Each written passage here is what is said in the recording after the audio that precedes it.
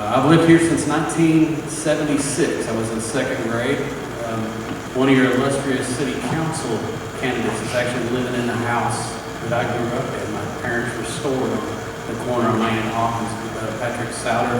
I hope I pronounced his last name. Excuse me, sir. I didn't get that down. I'm a 1987 graduate of Waxahachie High School. Taught in the district here. I have 10 years teaching experience between here and Ennis. I have 2 kids who have attended Waxahachie School District. One recently graduated this last year, who's now a freshman at TCU, and I have a daughter who's an 8th grader here at Coleman now. I currently serve as the vice president of the board. Just would like to continue giving back to our community that's been so gracious in its gifts to me over the years.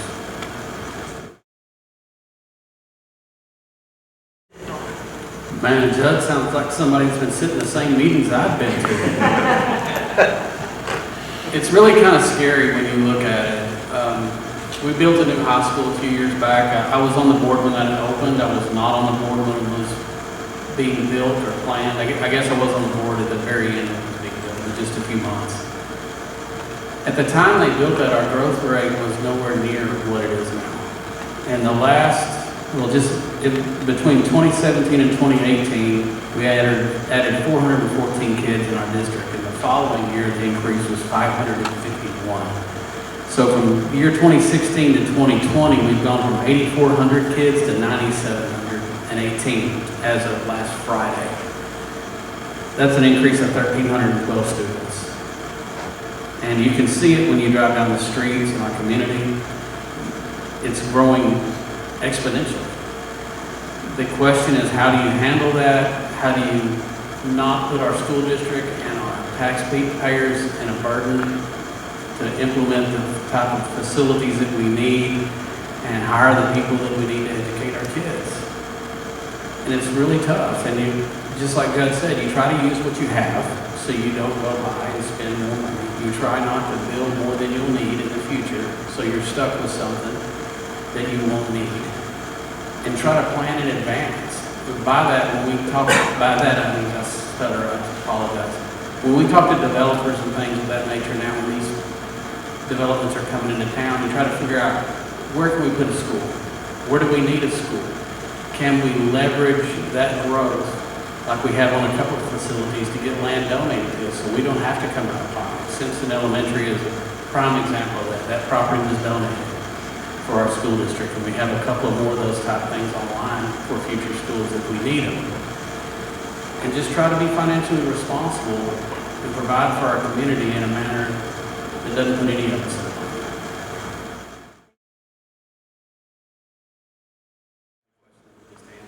First of all, we've got to be financially responsible.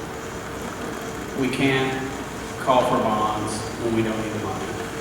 We must strategically call for them and plan for them when they're necessary and use the money for its intended use. It's not free money to go play with. And we need to minimize those types of impacts on our citizens. You have to prepare for the growth that's coming. Because if it's coming, just like I said a minute ago, drive down the street, you can see it. One of the things that I kind of would like to see come to fruition that really came to the limelight in the last few months with the COVID deal, and I've preached it since I've been on the board, I would like to see some type of online option at a secondary level for kids who have no desire to step foot in the door. I mean, when you see that, I think you have to think outside the box. It's probably not a kid that's going to be in the band or play football or something like that, and that's fine. Everybody has things they want to do. But that type of option also eliminates some of the infrastructure that we need as far as building is concerned. I mean, we have to have staffing, we have technology, but that doesn't require money. And it'll allow those kids who might not graduate otherwise or choose not to come to school in a standard environment to get them through, which I think would alleviate some of the pressure for seats as well. And there's got to be something that comes together on our tax rate and our state funding. You heard that in the city council. I pay the taxes just like everybody else does. But our hands are tied at the district level of how we can fund the schools for our community. And hopefully, through the state legislature, they'll give us some clarity of how to handle that. and hopefully provide us a roadmap where we can make it easier.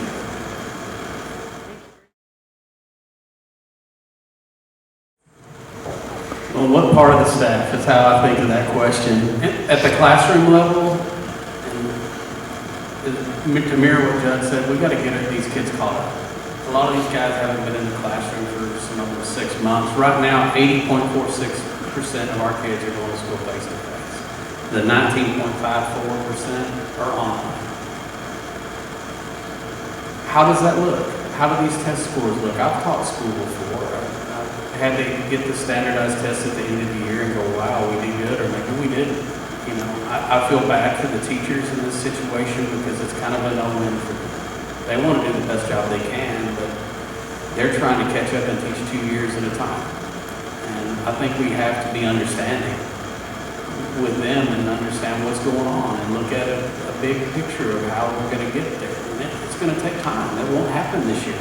It's going to take several years to catch those kids up.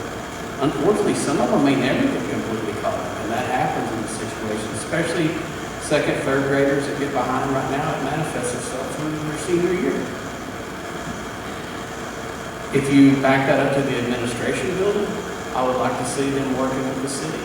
We have a very good relationship with the city. The school district and the city work great together. There was a time that didn't take place.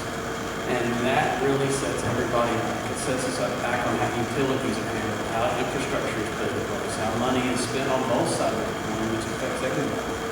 So how does staff handle that? It depends on what building you're in. But I think you have to be open and you have to use your mind and you have to think outside the box and do what's best for the citizens.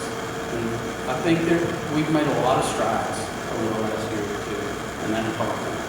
And we have put in place things at a district level, really broadly look at the district and staffing. So hopefully they won't have to think through those things and they can just react and do what's best for kids because they don't have to think about the stuff that's already done.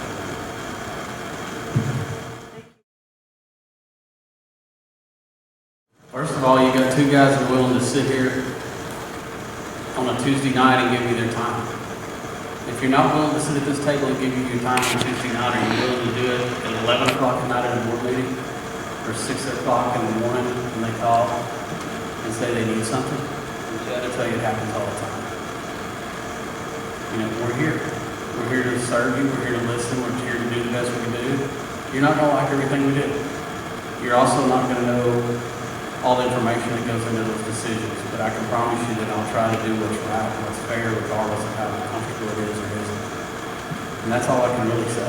You know, just do the best you can do and try to make this community better. It's given a lot to me, and I would like to leave it better than we found it, and hopefully the guys that come after us will do the same. If that tradition continues, it's always getting better.